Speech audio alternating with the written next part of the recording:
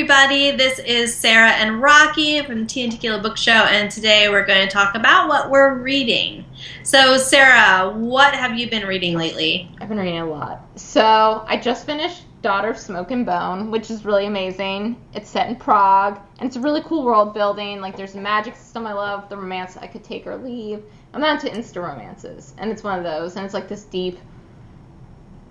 It's fine. I just don't believe in that kind of deep soul, like, mate kind of love. I think there's many people who could work with you. My husband agrees with me, so for the record, it's fine. I just said this on the air.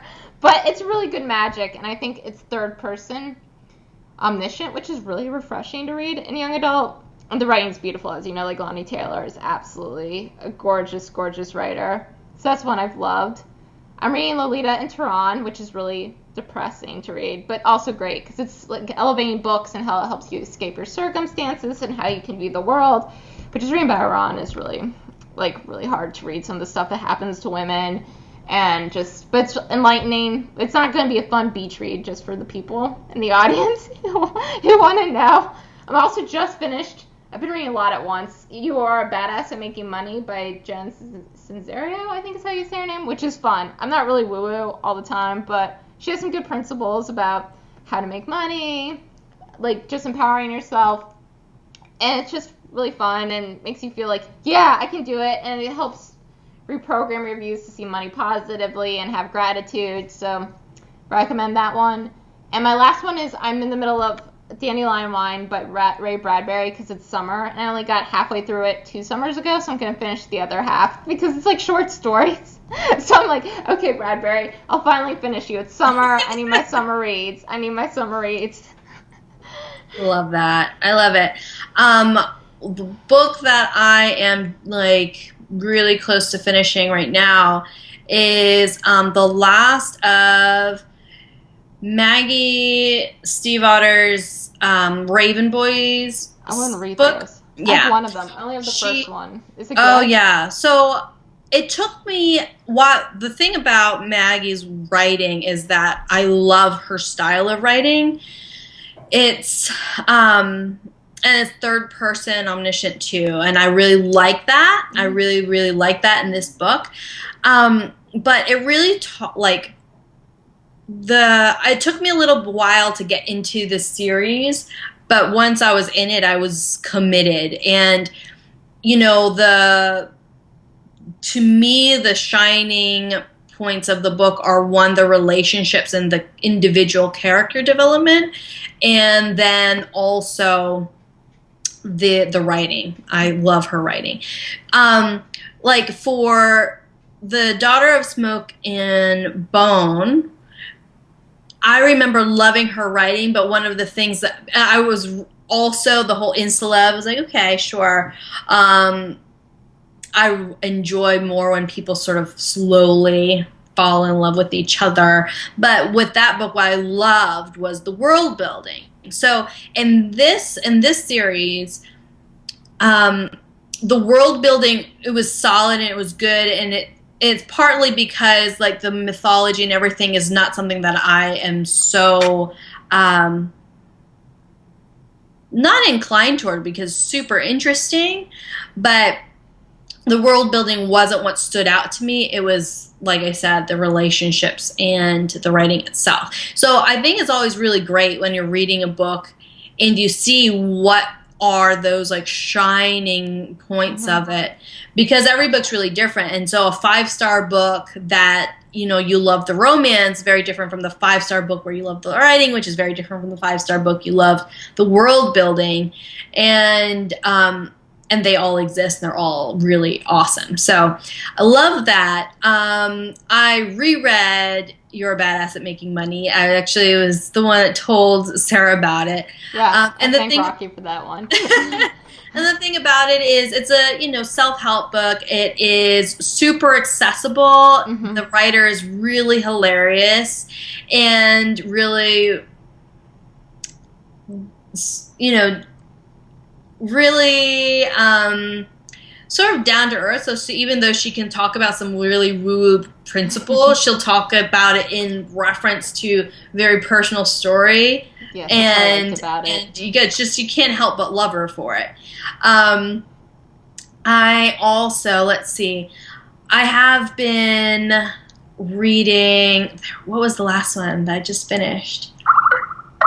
Oh, wait, no, I read the last two books of the Raven Boys things back to back. So within the last week and a half, I read both. So that's what's consumed my time. I've been very much in Maggie's world. I need to do that with Daughter Smoking Bone. The what I'm worried about with the second book is, this is my fear with all second books, so it's no bad reflection on Laini Taylor, is it going to be boring? Like, I know that's horrible, but, like, second books, like even Lord of the Rings or this, I hate the second one of the Star Wars original trilogy, people can deal. I know my husband's like, but whatever. As the second, like, it just, I don't like second books as much. That's my hesitation. Did you find that one was... I'm trying to remember, because I actually did not finish the last book. But I think if I recall correctly, I really liked the second book. I'll go and work on that one next. Because I think it really developed the secondary characters really well in the second book. And so you had a lot more relationship building and a lot more, but I don't even remember, like, it was so long ago. I don't remember exactly the content of the second book, but I don't remember feeling disappointed. Okay, that's good. Then I'll read it. It's just huge. And you look at that and you go, this could be commitment. Oh my God. Oh yeah. So I just started also. Oh, here it is. Oh, I take off my book covers. The book covers. Why do they exist? I really don't know why dust covers exist. I really like them, but when I'm reading in the bathtub, I'm like, I don't want it to get messy. I don't read in the bathtub. I'm scared I'm going to drop that. That would terrify me. Well, my husband made me this bathtub desk, so it has like a spot for a wine glass. It has a little thing where I can clip my book to read. It's really great. That's really romantic, actually. I know. I love him. One day I'll show you guys. So I just got Casey Clare's last book, Lord of Shadows, and it's basically her, it's all in the same Shadowhunter world. There was like 6 books that were like the main Mortal Instruments series. Then there was the prequel, which were the Infernal Devices, which remain my favorite of all the books. And now she's a new series based off of younger characters in the Mortal Instruments series. So I read the first book, and I'm reading the second, and it's freaking huge. It's like 700 pages or something. Let's see. So I literally just started. I'm like 3 pages in. Yeah, it's 700 pages.